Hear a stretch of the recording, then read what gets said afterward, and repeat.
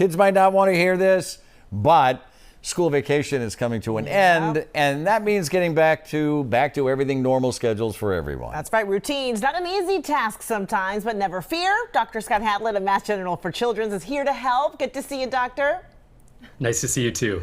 All right, let's start with younger kids. We know that keeping them on a schedule, that's tough. That's not an easy thing. Are there things that parents can do the weekend before they go back to school to make Monday a little easier? Right. Well, you hit the nail on the head. Younger kids need routine. That's how they thrive. And so this weekend should really be about phasing back in those routines that have been lost this week. First thing you want to do is, starting tonight, tomorrow, start to mentally prepare younger kids. Let them know that Monday is coming.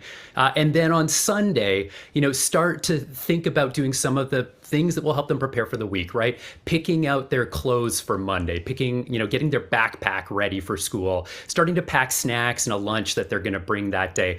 Things that will start to get them back into thinking about that routine again.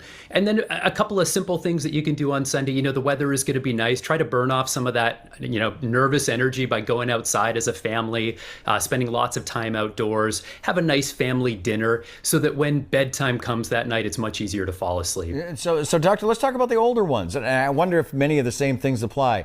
But they've been sleeping in, they're staying up later, they're communicating with their friends, or they're with their friends. So what's the best approach for the older ones?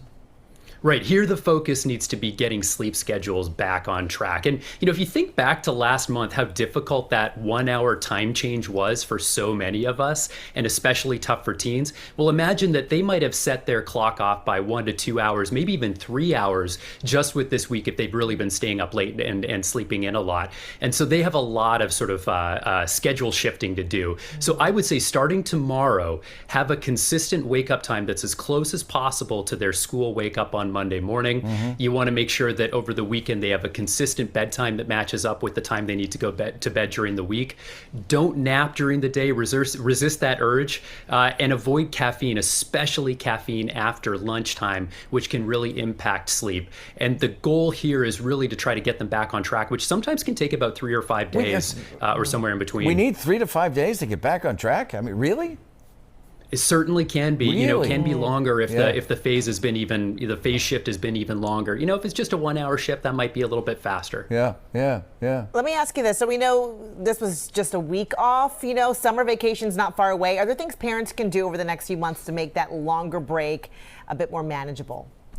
Right. So, I really think that teens and kids just really thrive so much better when they have good sleep. And so it's really important that teens and kids try to get good sleep during the summer vacation. And so tempting as it may be to stay up really, really late and sleep in really, really late, it's important for them to get some sunshine during the day, for them to go about activities during the day that, help them develop and keep learning throughout the summer. And that's much easier to do if they have a sleep schedule that permits it. So I really encourage parents to not let their kids get too far off track during the summer. Dr. Hatlett, it's great to see you. Thanks Thank for you. your insight. Good seeing you. Take care.